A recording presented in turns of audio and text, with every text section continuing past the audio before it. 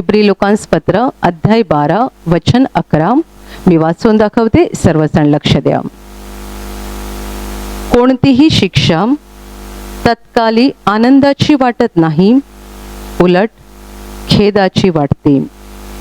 तरी ज्यांना तिच्याकडून वळण लागले आहे त्यांना ती पुढे नीतिमत्व हे शांतिकारक फळ देते. Hallelujah, hallelujah, hallelujah, hallelujah. माझ्या प्रिय बंधू भगिनींनो, आज देवाचं हे वचन आपल्याला सांगत आहे की कोणतीही शिक्षा ही तत्काली आनंदाची वाटत नाही, तर खेदाची वाटते. परंतु ज्यांना तिच्याकडून म्हणजे त्या शिक्षेकडून वळण लागलेलं आहे त्यांना ती पुढे नीतिमत्व हे शांतिकारक फळ देते. प्रभू येशूवर विश्वास ठेवणाऱ्या लोकांना हे वचन एक फार मोठा मोलाचा असा सल्ला देत आहे. येशूवर विश्वास ठेवणाऱ्या प्रत्येक माणसाला हे माहीत असलं पाहिजे की देव माझा पिता आहे आणि मी त्याचा मुलगा आहे. देव माझा बाप आहे आणि मी त्याचा मुलगा आहे, मी त्याची मुलगी आहे. आणि जर तो माझा बाप आणि मी त्याचा मुलगा किंवा मुलगी आहे, तर ज्याप्रमाणे एक बाप आपल्या मुलाबरोबर किंवा मुलीबरोबर जसं वागतो, अगदी त्याप्रमाणे देव आपल्याशी वागत असतो. या वचनाच्या अगोदर असं म्हटलेलं आहे की असा कोणता बाप आहे जो आपल्या मुलाला शिक्षा करत नाही. मुलगा चुकला तर त्याला सुधारविण्यासाठी किंवा त्याला शिस्त लावण्यासाठी त्याला शिक्षा करत नाही, असा कोणता बाप आहे? प्रत्येक खरा बाप आणि प्रत्येक चांगला बाप आपल्या मुलाला किंवा आपल्या मुलीला सुधारविण्यासाठी, शिस्त लावण्यासाठी नेहमीच शिक्षा करत असतो. प्रभू येशूच्या द्वारे आपण देवपित्याचे पुत्र आणि कन्या झालेले आहोत. येशूच्या द्वारे आपण सर्व देवाची मुलं झालेली आहोत. तो आपला बाप आणि आपण त्याची मुलं. त्यामुळे जर बाप आपल्या मुलाला शिक्षा करतो, तर जो आपला खरा सनातन बाप आहे, केवळ आपल्या शरीराचा नाही तर आपल्या आत्म्याचाही जो बाप आहे, तो आपल्याला वळण लावण्यासाठी, आपल्याला शिस्त लावण्यासाठी किती बरे प्रयत्न करत राहील.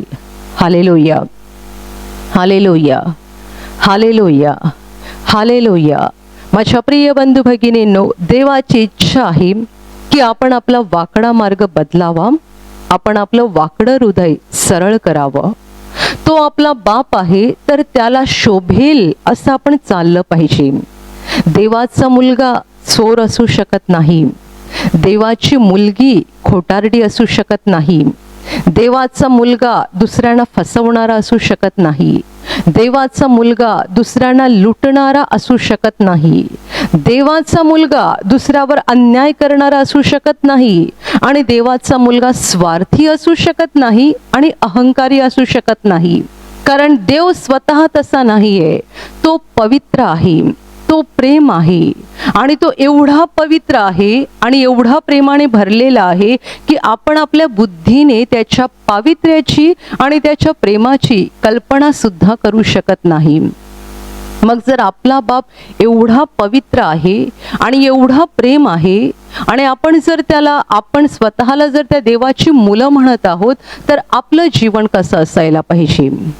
ज्याप्रमाणे प्रत्येक बापाला असं वाटतं की माझा मुलगा माझ्यासारखा असला पाहिजे, माझी मुलगी माझ्यासारखी असली पाहिजे, अगदी त्याप्रमाणे आपल्या स्वर्गातल्या पित्याला पण हेच वाटतं.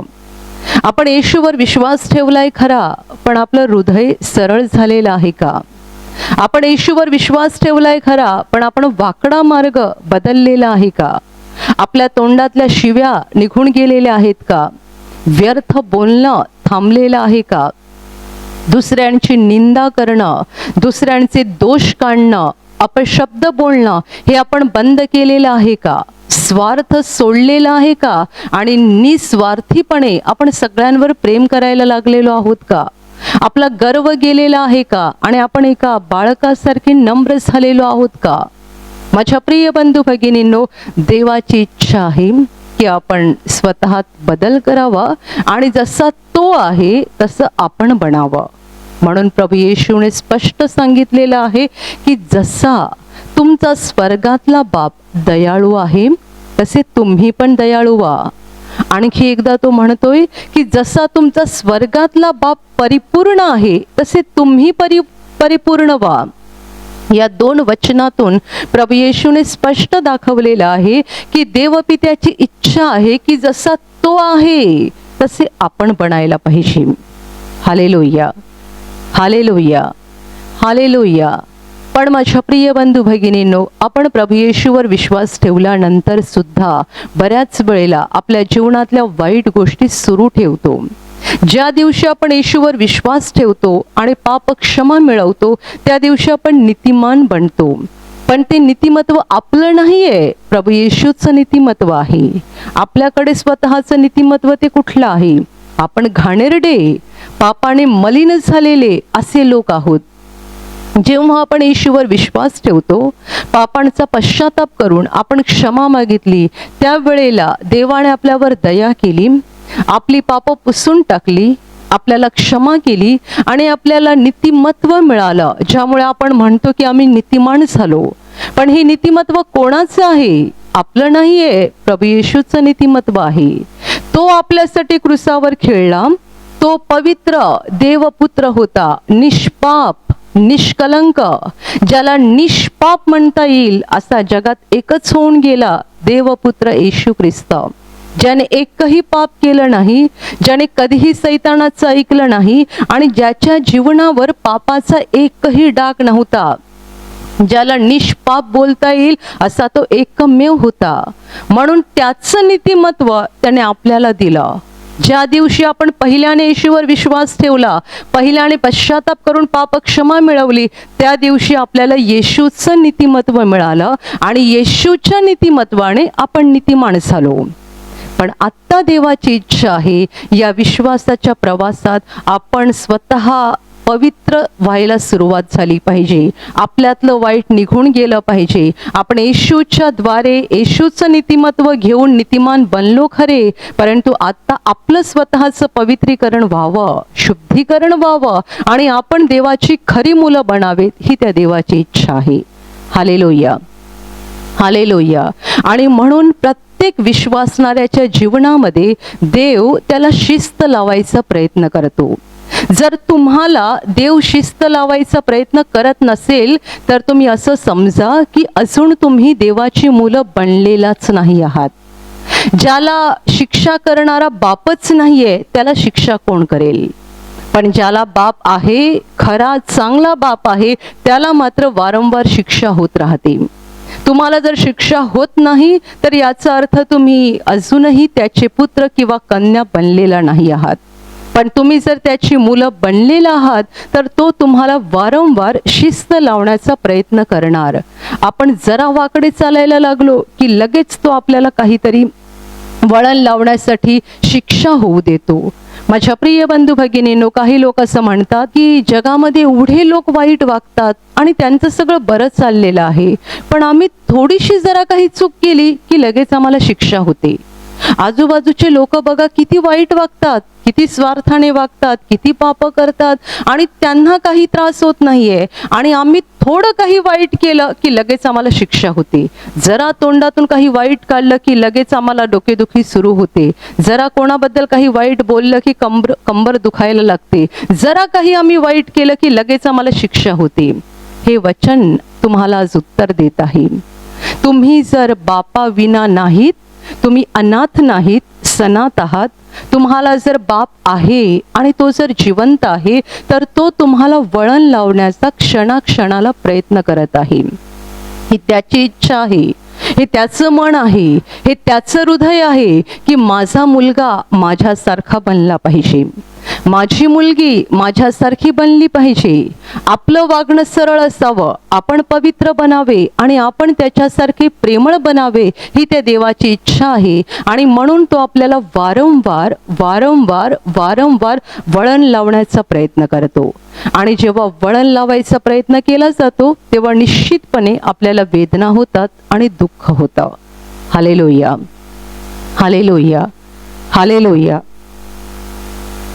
शिल्पकार ज्याप्रमाणे दगडावर ठोकून ठोकून ठोकून एखादं शिल्प तयार करतो, त्याप्रमाणे देव आपल्याला वारंवार शिक्षा होऊ देतो आणि आपल्या जीवनातून एक सुंदर व्यक्ती घडवतो, एक नवा मानव घडवतो. माझ्या प्रिय बंधू भगिनींनो, म्हणून कितीतरी विश्वासणारे म्हणतात की आमच्या जीवनात एवढी संकट का येतात, आम्ही येशूवर विश्वास ठेवलेला आहे तरी आमच्या वाट्याला एवढी दुःख का येतात, आम्ही येशूवर विश्वास ठेवलेला आहे आणि आम्हाला घडी घडी त्रास का होत राहतात. याचं कारण असं आहे की तुमचं हृदय कदाचित अजूनही सरळ झालेलं नाहीये. देवाच्या नजरेला तुमचं हृदय कदाचित फारच घाणेरडं आहे किंवा तुमचं जीवन फारच अपवित्र आहे आणि देव तुम्हाला घडवण्यासाठी प्रयत्न करत आहे. देव तुम्हाला वळण लावण्यासाठी प्रयत्न करत आहे. अर्थात कोणताही आजार, कोणतंही दुःख, कोणतंही संकट हे सैतानापासून येतं. वाईट आणणारा सैतान आहे, परंतु सैतानाला परवानगी देणारा देव आहे. जोपर्यंत देवाकडून परवानगी मिळत नाही तोपर्यंत सैतान आपल्या जीवनात काम करू शकत नाही. देव जेव्हा परवानगी देतो तेव्हा सैतान आपल्या जीवनामध्ये काम करू शकतो. देव सैतानाला का परवानगी देतो? आपल्याला आजार आणण्यासाठी, आपल्याला दुःख देण्यासाठी, आपल्या हृदयाला वेदना देण्यासाठी देव सैतानाला का परवानगी देतो? कारण आपण आपलं हृदय बदलावं, सरळ बनावं आणि आपण देवाप्रमाणे पवित्र आणि प्रेमळ बनावेत ही देवाची इच्छा आहे. आपल्याकडे स्वतःचं नीतिमत्व असावं, आपण नीतिमान बनावे, आपलं जीवन, आपला आत्मा देवासमोर एक पवित्र आणि शुद्ध आत्मा बनावा ही देवाची इच्छा आहे. आणि त्यासाठी देव आपल्याला त्रास, वेदना, संकट हे सगळं काही आपल्या जीवनामध्ये येऊ देतो. Hallelujah, hallelujah, hallelujah. वचनात असंही म्हटलेलं आहे की शिक्षणासाठी तुम्ही शिक्षा सहन करत आहात. शिक्षणासाठी देव तुम्हाला पुत्राप्रमाणे वागवतो. तुम्ही जर म्हणाल की देव सैतानाला परवानगी का देतो? काही लोक म्हणतात की सैतान मला त्रास देतोय खरा, पण देव का परवानगी देतो? देव का त्याला हाकलून लावत नाही? माझ्या प्रिय बंधू भगिनींनो, याचं उत्तर असं आहे की तुम्ही स्वतःला जितके ओळखता त्याच्यापेक्षा देव तुम्हाला अधिक ओळखतो. किंबहुना तो तुम्हाला पूर्णपणे ओळखतो. तुम्ही कोण आहात, तुम्ही उद्या काय कराल, परवा काय कराल, देवाला सगळं माहिती आहे.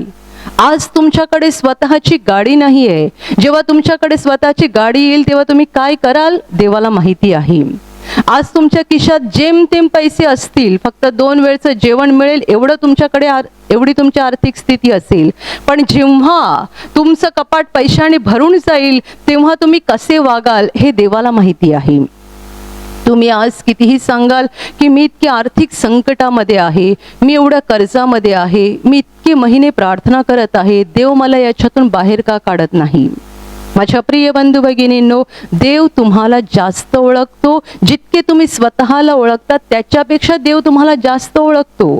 देवाने जर तुमची आर्थिक स्थिती बदलली आणि तुम्हाला कर्जातून बाहेर काढलं तर तुम्ही कसे बनाल हे त्याला माहिती आहे. आज तुम्ही कर्जात आहात म्हणून कदाचित नियमितपणे प्रार्थनेत भाग घेत असाल. आज तुम्ही आजारी आहात म्हणून कदाचित नियमितपणे प्रार्थनेत भाग घेत असाल. पण बरे झाल्यावर तुम्ही काय कराल? तुम्ही तुमच्या आर्थिक संकटातून बाहेर पडल्यानंतर काय कराल? तुम्ही तुमच्या त्रासातून बाहेर आल्यानंतर काय कराल? देवाला सगळं माहीत आहे. तुम्ही आज देवाला खूप सारी वचनं देऊ शकता. तू मला बरं कर, मी असं करेन, मी प्रार्थना करेन, मी एवढ्या लोकांना मदत करेन, मी दानधर्म करेन. खूप तुम्ही देवाला वचनं देत असाल, परंतु देवाला माहिती आहे की तुम्ही यातून बाहेर आल्यानंतर काय करणार आहात. जोपर्यंत देवाला खात्री होत नाही तोपर्यंत देव तुम्हाला आणि मला वळण लावायचा प्रयत्न करत राहतो.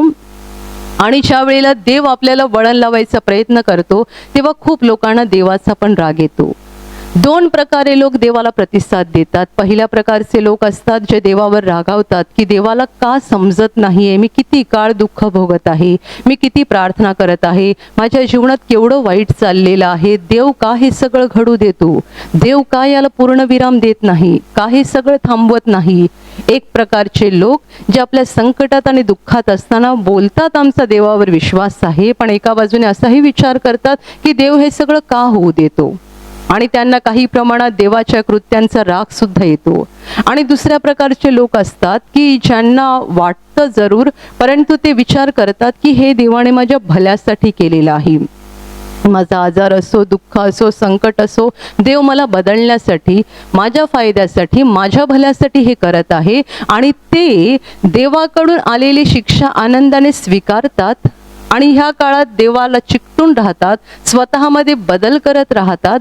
त्यांच्या बाबतीत हे वचन म्हणतं की त्यांना पुढे जाऊन नीतिमत्व हे शांतिकारक फळ मिळतं. Hallelujah, hallelujah. ज्यांना तिच्याकडून वळण लागतं, म्हणजे त्या शिक्षेकडून ज्यांना वळण लागतं, त्यांचा मात्र फार मोठा फायदा होतो, कारण त्यांना नीतिमत्व हे शांतिकारक फळ मिळत जातं.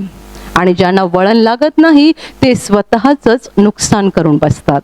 Hallelujah, hallelujah, hallelujah. तुम्ही स्वतःच्या जीवनातलं उदाहरण घ्या, तुमच्या अवतीभोवतीच्या गोष्टीचं उदाहरण घ्या. एखादा मुलगा जेव्हा वाईट वागतो तेव्हा त्याचे वडील त्याला ओरडतात, त्याला शिक्षा करतात. आणि जेव्हा वडील ओरडतात, त्याला शिक्षा करतात, तेव्हा त्याला थोड्या वेळासाठी वडिलांचा खूप राग येतो. काही मुलगे तर असं म्हणतात की माझे वडील कधी प्रेमाने बोलतच नाहीत, नेहमी ओरडत असतात.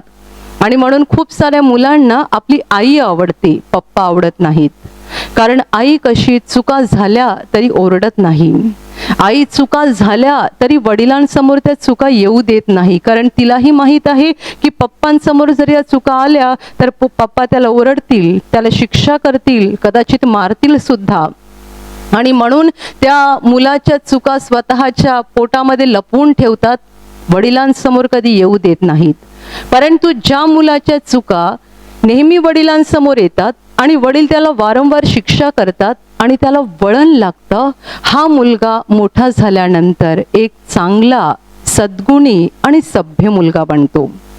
परंतु ज्याच्या चुका आई वारंवार लपवत राहते, वारंवार त्याच्या चुका लपवते, त्याला वाईटाची सवय लागते आणि तो वाईट करत राहतो, वाईट करत राहतो, वाईट करत राहतो. त्याला त्याच्या पप्पांकडून मार मिळत नाही, शिक्षा होत नाही, कारण त्याची चूक वडिलांच्या समोर येऊ नये म्हणून आईच सगळी व्यवस्था करून ठेवते. आणि असा मुलगा मोठा झाल्यानंतर अतिशय वाईट, दुष्ट आणि वाकड्या मार्गाने चालणारा बनतो.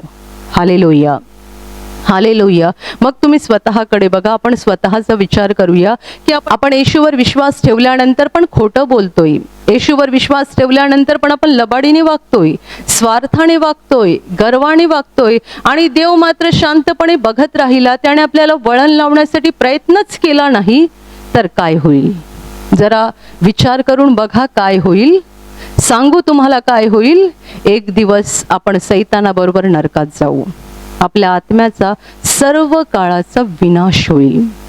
आपण येशूवर विश्वास ठेवलेला आहे, आपण देवाची मुलं बनलेलो आहोत आणि आपण खोटं बोलतोय, आपण चोऱ्या करतोय, आपण दुसऱ्यांना फसवतोय, लुटतोय, सगळी घाण आपल्या जीवनामध्ये आहे.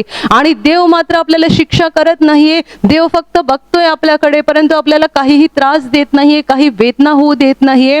तर आपण सोडू आपला वाकडा मार्ग, आपण बदलू आपला वाकडा रस्ता? शक्यच नाही.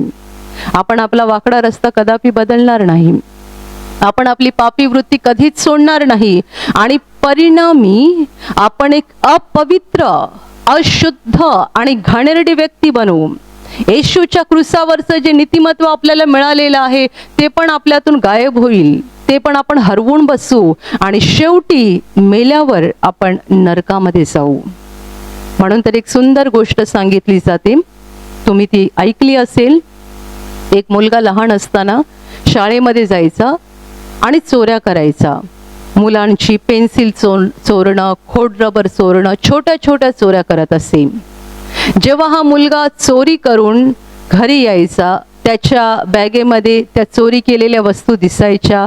आई कधी त्याला ओरडायची नाही, कधीच त्याला सांगायची नाही की ही वस्तू तू कोणाची आणलेली आहे, त्याने तुला दिली की तू चोरलीस, कधीच चौकशी केली नाही. नंतर ह्या मुलाच्या चोरी वाढत गेल्या, आईच्या लक्षात आलं, पण आई माझं बाळ माझा मुलगा, माझं बाळ माझा मुलगा करत त्याच्या डोक्यावरून हात फिरवत राहिली. मुलगा मोठा झाला. या स्थितीत वाढल्यामुळे मुलगा एक दिवस फार मोठा गुन्हेगार बनला. त्याला एक फार मोठा गुन्हा करताना पकडलं गेलं, त्याला शिक्षा झाली आणि शिक्षा म्हणून त्याला फाशी देण्यात आली. जेव्हा त्याला फाशी दिली जाणार होती तेव्हा त्याला शेवटची इच्छा विचारली. या मुलाने सांगितलं, मला शेवटची इच्छा हीच आहे की मला माझ्या आईशी बोलायचं आहे. त्याच्या आईला त्याच्याजवळ बोलावलं गेलं. तो मुलगा आईला म्हणतो, जरा तुझा कान इकडे कर, मला तुझ्या कानात काहीतरी गपचूप सांगायचं आहे. आईने मोठ्या आशेने मुलाच्या तोंडाजवळ कान नेला आणि तिने कान नेताबरोबर मुलाने आईच्या कानाचा कडकडून चावा घेतला आणि तो आईला म्हणाला, मी जेव्हा लहान असताना छोट्या छोट्या चोऱ्या करत होतो तेव्हाच जर तुम्हाला शिक्षा केली असती तर आज हा प्रसंग आणि माझा जीव गमावण्याची वेळ माझ्यावर आली नसती. Hallelujah, hallelujah. कदाचित ही गोष्ट काल्पनिक असू शकेल, माहीत नाही, परंतु यातून जो काही बोध आपण घ्यायचा आहे तो मात्र सत्य आहे. कितीतरी स्त्रिया अशा रीतीने करतात आणि म्हणून काही वडील असं म्हणतात की माझ्या बायकोने माझ्या मुलाला फुकट घालवलं. कारण जेव्हा तो वाईट गोष्टी करत होता तेव्हा तिने सगळ्या गोष्टी लपून ठेवल्या आणि आई असा विचार करते की जर वडिलांसमोर या गोष्टी आल्या तर वडील मुलाला मारतील, शिक्षा करतील आणि ती सारखी माझं बाळ, मुलगा मोठा झाला तरी बाळा बाळा म्हणून हाक मारते आणि बाळ बाळ करून त्याला व्यंगेत घेत राहते. त्याच्या सगळ्या चुका लपवून ठेवते, वडिलांसमोर त्या चुका कधी येऊ देत नाहीत आणि शेवटी हा मुलगा मोठा झाल्यानंतर एक वाईट व्यक्ती बनतो.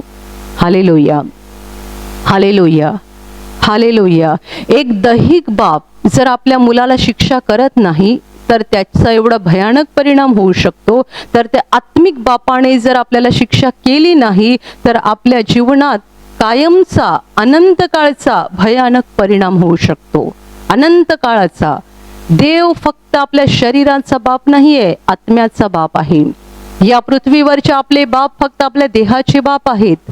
त्यांच्या शिक्षेचा आपण आदर करतो, मग जो आपल्या आत्म्याचा बाप आहे त्याच्या शिक्षेचा आपण किती बरे आदर केला पाहिजे आणि त्याच्याकडून येणारी शिक्षा आपल्या किती फायद्याची आहे, किती कल्याणाची आहे. काही लोक म्हणतात, आम्ही किती महिने झाले प्रार्थना करतोय, किती महिने झाले देवाकडे मागतोय, देव आमचं ऐकत नाहीये. माझ्या प्रिय बंधू भगिनींनो, देवाला दोष देत बसू नका. तुमच्या जीवनात जे काही चाललेलं आहे त्या बाबतीत देवाला सगळं माहीत आहे. देवाला प्रत्येक गोष्ट पूर्ण माहिती आहे. तुमच्या जीवनातला प्रत्येक क्षण देवाला माहिती आहे. तुम्ही कधी रडता, कधी तुमचा अपमान होतो, कधी तुम्हाला वेदना होतात, कुठे तुम्हाला दुखतं, सगळं सगळं सगळं देवाला माहिती आहे. आणि तरी सुद्धा देव तुमच्या जीवनात हे घडू देतो. याला कारण आहे, तो तुम्हाला वळण लावायचा प्रयत्न करतो आणि वळण अशासाठी की त्याने तुमचंच भलं व्हावं, तुम्ही सुधारावेत, तुम्ही तुमचा वाकडा मार्ग बदलावा आणि तुम्ही सरळ देवाच्या मार्गाने चालून पवित्र बनावेत, एक चांगली व्यक्ती बनावेत, देवाच्या दृष्टीला नीतिमान व्यक्ती बनावेत, ही देवाची इच्छा आहे. Hallelujah, hallelujah, hallelujah. म्हणून असले प्रश्न विचारू नका की एवढे लोक वाईट वागतात, त्यांना काही होत नाही, आम्ही थोडंसं काही केलं की आम्हाला लगेच का शिक्षा होते. कारण देव तुमचा बाप आहे. देव तुमच्यावर प्रेम करतो आणि म्हणून तो जर तुमचा बाप आहे तर त्याचं तुमच्याकडे लक्ष आहे. तो जसं तुमच्यावर प्रेम करतो तसं तो तुम्हाला प्रेमाने शिक्षा सुद्धा करणार. अशासाठी करणार की तुम्हाला वळण लागलं पाहिजे. हे वचन असं म्हणतं की कोणतीही शिक्षा तत्कालीन आनंदाची वाटत नाही. जेव्हा आपल्याला शिक्षा होते तेव्हा त्यावेळेला त्या घडीला आपल्याला आनंद होत नाही, उलट खेदाची वाटते. ती शिक्षा आपल्याला फार दुःखदायक होते, आपल्याला वेदना होतात त्या शिक्षेतून. परंतु ज्यांना तिच्याकडून वळण लागतं, त्या शिक्षेकडून ज्यांना वळण लागतं त्यांना ती पुढे नीतिमत्व हे शांतिकारक फळ देतं. तुम्ही तुमचं जीवन तपासून बघा. तुमच्या जीवनात जर वारंवार संकट येतात, वारंवार आजार येतात किंवा वारंवार काही ना काही अडथळे तुमच्या जीवनात येत आहेत तर तुम्ही समजा की देव तुम्हाला वळण लावत आहे. देव तुम्हाला बदलण्यासाठी प्रयत्न करत आहे. देवाच्या इच्छेप्रमाणे स्वतःच्या जीवनामध्ये बदल करा. देवाने तुम्हाला लवकर बरं करावं, देवाने तुमचा प्रॉब्लेम लवकर सोडवावा किंवा देवाने लवकर तुमच्या जीवनात सगळं नीटनेटकं करावं अशी आशा बाळगू नका. त्यासाठी वाट बघू नका, तर तुम्हाला वळण लागावं यासाठी वाट बघा. मी कधी बदलेन? देवाला पाहिजे तसा बदल माझ्यामध्ये कधी होईल? माझ्या जीवनात काय वाईट आहे? मी कसा वाईट वागत आहे? मी कशी वाईट वागत आहे? अजून पण माझ्या तोंडातून निंदा जात नाही. एखादी बाई जवळ आली आणि तिसरीबद्दल विचारलं की लगेच आम्ही जीभ हलवतो आणि तिच्याबद्दल बोलायला सुरुवात करतो. अपशब्द, व्यर्थ बडबड ही तर आम्ही खूप करतो. दुसऱ्यांची निंदा, नालस्ती, दुसऱ्यांचा न्यायनिवाडा करणं हे पण आम्ही बऱ्याच वेळेला करतो. तुम्ही स्वतःचं आत्मपरीक्षण करा आणि स्वतःमध्ये बदल घडवण्यासाठी प्रयत्न करा. जी शिक्षा तुमच्यावर आलेली आहे ती किती काळ ठेवायची आणि किती काळाने ती काढून घ्यायची हे तुमच्या स्वर्गातल्या पित्याला बरोबर माहिती आहे. तुम्ही त्यासाठी वाट बघू नका की कधी एकदाची ही शिक्षा संपेल. तुम्हाला या शिक्षेकडून वळण लागावं म्हणून प्रयत्न करा. Hallelujah, hallelujah. माझ्या प्रिय बंधू भगिनींनो, देव प्रेम आहे आणि तो आपल्यासाठी जे काही करतो आपल्या भल्याचं करतो. तो आपल्या नुकसानीचं काहीच करत नाही. तुमच्या जीवनात कितीही दुःख येऊ द्या, कितीही संकट येऊ द्या, पण लक्षात ठेवा, देव जे काही करतो ते तुमच्या आणि माझ्या भल्यासाठीच करतो. आपल्या जीवनात मोठे संकटाचे डोंगर जरी उभे राहिले तरी देव जे काही करतो ते आपल्या भल्यासाठी करतो, आपल्या नुकसानीसाठी करत नाही. कारण तो आपला खरा बाप आहे, त्याला आपली खरी काळजी आहे आणि त्याची इच्छा आहे की आपल्या आत्म्याचा नाश होऊ नये. जर त्याने आपल्याला त्रास होऊ दिलाच नाही, त्याने आपल्याला जर शिक्षा केलीच नाही, तर आपण एक दिवस नरकात जाऊ आणि अनंत काळ त्या भयानक अग्नीमध्ये जळत राहू. आणि तिथून जर आपण ओरडत देवाला सांगितलं की एवढं दुःख भोगायला मी इकडे आलेलो आहे, त्याच्यापेक्षा त्या पृथ्वीवर मला त्रास झाला असता, बरं झालं असतं. तिकडे मला का नाही आजार दिला, तिकडे मला का नाही त्रास दिला, तिकडे मला का नाही संकट दिलं, इथे मी या नरकात पडलो आणि आता मी अनंत काळ इकडे जळत तडफडत राहणार, त्यापेक्षा त्या पृथ्वीवर असताना मला दुःख झालं असतं, बरं झालं असतं. ती वेळ येऊ नये म्हणून देव तुम्हाला आत्ताच सुधारविण्यासाठी प्रयत्न करत आहे. फक्त तुम्हाला नाही, मला सुद्धा. आपण सगळे वाकड्या चालीचे लोक आहोत. आपलं हृदय वाकडं आहे आणि देव आपल्या सगळ्यांना बदलण्यासाठी प्रयत्न करत आहे. माझ्या प्रिय बंधू भगिनींनो, देवाकडून येणाऱ्या शिक्षेचा अपमान करू नका, देवाबद्दल राग बाळगू नका किंवा ही शिक्षा कधी संपेल याची वाट बघू नका. तर या काळामध्ये, तुमच्या जीवनातल्या दुःखाच्या आणि संकटाच्या काळामध्ये स्वतःमध्ये बदल करा. आत्मपरीक्षण करत राहा, स्वतःच्या आत्म्याकडे डोकावून बघा आणि तुमच्या जीवनातल्या वाईट गोष्टी काढत राहा. कारण ज्यांना या शिक्षेकडून वळण लागेल त्या सगळ्यांना नीतिमत्व हे शांतिकारक फळ प्राप्त होईल. Hallelujah, hallelujah, hallelujah, hallelujah. आणि आता मी तुमच्यासाठी प्रार्थना करणार आहे. पूर्ण विश्वास ठेवा की प्रभू येशू एका क्षणात तुम्हाला स्पर्श करून बरं करेल. एका क्षणात तो तुमच्या जीवनातलं दुःख काढून टाकेल. कारण प्रभू आजही जिवंत आहे. 2000 वर्षांपूर्वी तो देहरूपात या जगात होता. आज देहरूपात नाही आहे, पण आत्म्याच्या रूपाने आहे. आणि जिथे जिथे लोक त्याच्यावर विश्वास ठेवतात आणि विश्वासाने त्याला हाक मारतात, तिकडे तिकडे तो त्यांच्या अगदी जवळ असतो. त्यांना बरं करायला, त्यांना आनंदित करायला आणि त्यांना सैतानाच्या हातातून सोडवायला तो नेहमीच तयार असतो. म्हणून विश्वास ठेवा, प्रभू इथे आहे. तो तुम्हाला स्पर्श करेल आणि तुमचं जीवन बदलून टाकेल. जिथे तुम्हाला आजार आहे तिथे विश्वासाने हात ठेवा आणि तिथे हात ठेवणं शक्य नसेल तर छातीवर हात ठेवा. प्रभू येशूच्या नावाने या क्षणाला तुमच्या शरीरातले सगळे आजार नष्ट होत. प्रभू येशूच्या नावाने तुमच्या जीवनातील सगळी दुःख निघून जावोत. सैतानाची सर्व कामं तुमच्या घरातून आणि तुमच्या कुटुंबातून प्रभू येशूच्या नावाने पूर्णपणे नष्ट होत. सर्व शुद्धात्म्यांनो, प्रभू येशूच्या नावाने मी तुम्हाला आज्ञा देत आहे, या क्षणाला यांना सोडून निघून जा आणि पुन्हा त्यांच्यात शिरू नका. प्रभूचं महान सामर्थ्य तुमच्यावर येऊ. पवित्र आत्मा तुमच्यावर येऊ. पवित्र आत्म्याचा आनंद तुमच्या जीवनात येऊ. पवित्र आत्म्याची शांती तुमच्या हृदयात येऊ आणि तुमचं जीवन स्वर्गीय प्रकाशाने भरून जावो. आमेन.